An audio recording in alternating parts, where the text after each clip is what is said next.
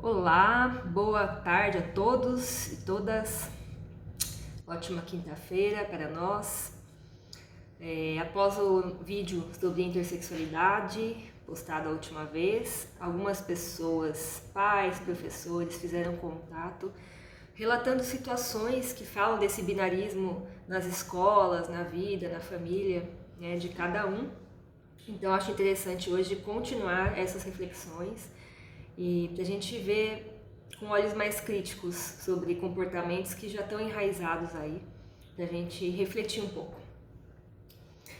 Um exemplo que eu quero conversar é: muitas pessoas entendem que a pessoa trans, né, que nasceu de um gênero e se identificou com outro ao longo de sua vida, seria uma pessoa que está transgredindo as regras sociais, né, que está aí pondo em xeque a estrutura e a organização social convencional, né? E se a gente parar para pensar, uma pessoa que transiciona do masculino para o feminino ou do feminino para o masculino, tal qual é reconhecido pela sociedade, ela está sim reproduzindo ainda os valores do que é um homem e do que é uma mulher na sociedade, né? Então é uma pessoa que reafirma com fidelidade essa organização, né? E aí a gente vê então que ser uma pessoa trans nem sempre quer dizer não ser conservador, porque uma vez que você reproduza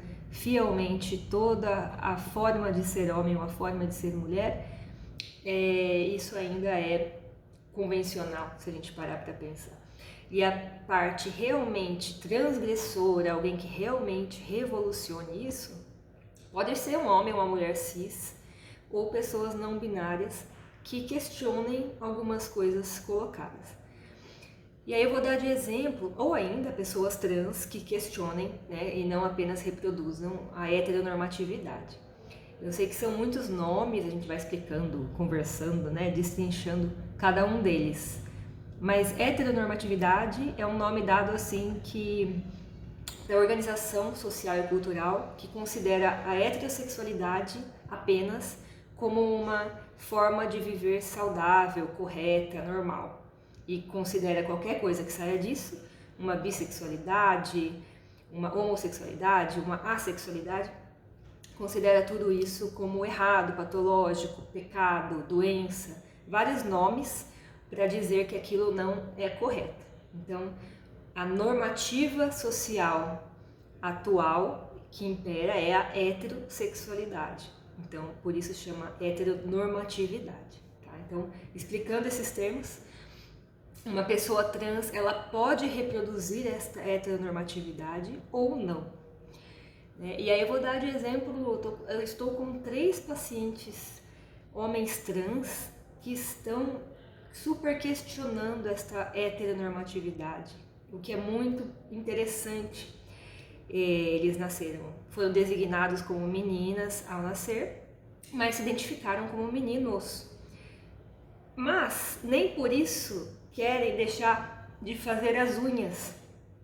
Os 3 se identificam como meninos, já têm o seu nome social masculino, já se vestem de uma forma reconhecidamente, né, que a sociedade lê como masculina, mas trouxeram consigo esta singularidade, né, que não são só dessas 3 pessoas, é um movimento mesmo de não reproduzir a masculinidade tal qual ela tem sido. E como eles foram socializados como meninas, para eles aprenderam como pessoas a ter esse hábito, a achar bonito, a gostar de ver cores em suas unhas, e não só porque eles deixaram de se identificar como meninas, que eles deixaram de curtir essa parte que era legal. Então eles vão levar consigo, né, para essa transição, esse hábito, e vão ser meninos que fazem unhas, né? Então isso é muito interessante. A gente vê como são as construções das normas de gênero, né? E aí a gente pensa, por que meninos não poderiam pintar a unha, né? Não existe um porquê, é uma questão meramente cultural e como maquiagem, como outras coisas, né, que a gente põe para o sexo feminino ou para o masculino. E aí, se a gente for lembrar em tempos antigos, A maquiagem mesmo nasceu com os homens, né? O hábito de se maquiar, primeiramente, nasceu com os homens e hoje se inverteu. Né? E a gente para pensar, e aonde que está a masculinidade? Ela está em usar uma maquiagem, em usar um esmalte? Ou são outras coisas que definem esse senso de se sentir masculino ou feminino? Né? Então isso é uma reflexão bem legal e isso desses meninos estarem, sim, dizendo nós não estamos confusos, nós somos meninos, mas a gente vai ser meninos, a gente gosta de pintar unha, a gente gosta de ver filme de princesa, a gente gosta de brincar de boneca ainda, eventualmente, que é a história de alguns, mas que isso não afeta a masculinidade dele em nada. E eles também gostam de fazer mil outras coisas que aí se enquadra no mundo masculino e tá tudo certo.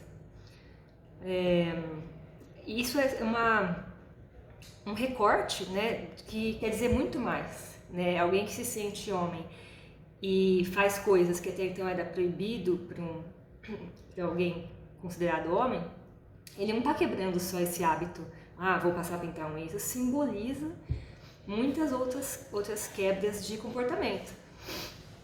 Então, outra coisa que eles, geralmente, os meninos trans acabam fazendo, essa desconstrução da subjugação do feminino, dessa questão de poder, né, de ter uma hierarquia entre o masculino e o feminino, essa descentralização do falo que muitos homens se cobram e cobram uns aos outros e são julgados, né, por questões falocêntricas. E como um homem trans não tem um falo convencional como um homem cis, eles já partem com outros poderes, né? Eles já não esperam, não centralizam no órgão genital a sua masculinidade. E isso é fantástico, porque quantos problemas não surgem de relacionamentos por um homem achar que de antemão ele está num lugar superior por ser um homem, por ter um pênis maior, menor, né, por ser o comedor, né, aquela identidade predatória. E os homens trans vêm aí, muitos com muito refinamento, muita delicadeza, e muitos reproduzindo, sim, a masculinidade, né? Os homens trans não são anjos perfeitos, mas o que a gente está conversando é o quanto eles têm trazido essa semente de modificação da forma de ser homem. E aí, por que estamos trazendo isso, né, do não binarismo? Porque olha o quanto os próprios homens podem ganhar, os homens cis, os homens trans, a masculinidade, em tirar de si a cobrança de ser a virilidade, a agressividade, o provedor em pessoa, e se permitirem olhar e cuidar da parte sensível, da parte vulnerável e da parte delicada, e o quanto floresce a partir daí. O quanto os homens, se eles permitissem olhar para esse lado, porque também existe, ele só acaba sendo abafado e desincentivado, o quanto quando a gente vê um homem que floresce com esse lado também, isso é benéfico para a sociedade, para ele e para as pessoas que vão conviver. Então, pessoas vivendo de forma não binária trazem sim muitas libertações. A gente sabe que não é simples, que não é fácil perante uma cultura que reforça o tempo todo os estereótipos de gênero e as performatividades de gênero tal qual. Né?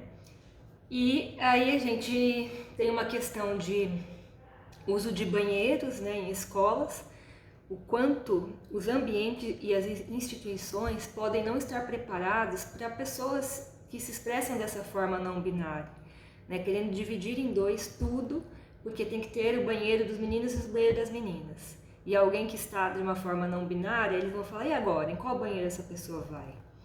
Mas pensemos, diante dessa reflexão de uma multiplicidade humana, não é a pessoa que está errada em não estar definida em uma das opções ou na outra. É a questão de se dar apenas duas opções. né? E aí eles vão falar, não, mas a gente tem que fazer 2 banheiros, senão vai ter abuso, né? Os meninos vão abusar das meninas no banheiro.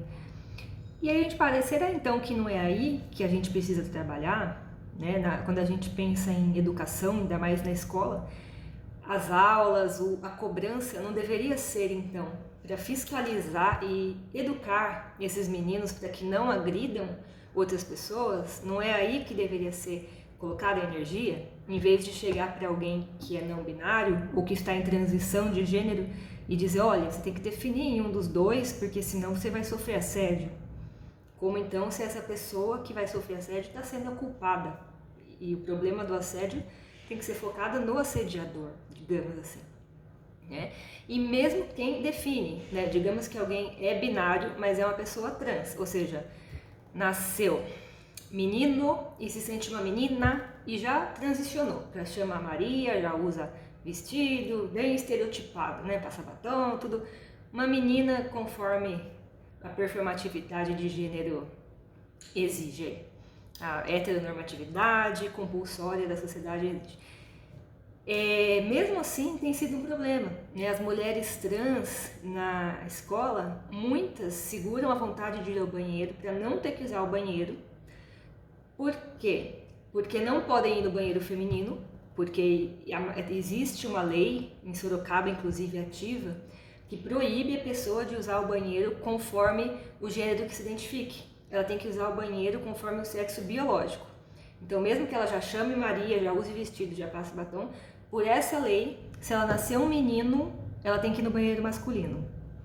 Então, imagina o constrangimento dela, sendo a única menina, num sistema que é binário, entrando num banheiro masculino. Ela sendo a única pessoa menina entrando no masculino por causa dessa lei.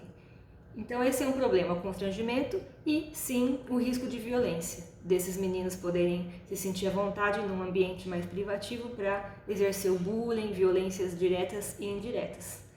Então o que acontece com essas meninas trans? E muitas existem relatos delas dizendo, elas não vão ao banheiro, elas bebem o mínimo de água, não comem na escola ou seguram a vontade no banheiro para chegar em casa e correndo no banheiro. Porque no feminino não podem ir e no masculino elas estão em risco se elas forem. E aí a gente pensa, será que essa escola não está punindo, digamos assim, a pessoa errada? Será que esses meninos que são esses potenciais abusadores que não deveriam ser coagidos e não ficarem tão à vontade assim para exercer essa violência? Né? E então a gente vê tanto meninos trans quanto meninas trans, quando a escola permite, escolhendo usar o banheiro feminino, porque tende-se a sofrer menos violência. Então, mesmo que alguém se identifique no masculino, ele acaba não indo no masculino por escolha, por esse risco de violência. Então, a gente precisa rever o quanto a nossa sociedade deixa à vontade pessoas serem agressoras quando elas estão reforçando as normas de gênero. Como a sociedade acha normal alguém bater em alguém, agredir alguém, porque ela não está enquadrada num sistema binário. Então a gente precisa rever isso, achar espaço sim para tanto homens quanto mulheres poderem florescer o masculino e o feminino que há em si, sem estarem ameaçados de serem agredidos. E quem pensa em agredir por isso não ser incentivado e reforçado a fazer isso por mensagens subliminares, né? Quais que são essas mensagens subliminares, falando da escola mesmo? Esse currículo, né? O currículo oculto que se fala, porque tem o currículo, a lista de coisas a serem ensinadas e tem a lista de coisas que nem são faladas. E isso está sendo uma mensagem, está sendo uma educação.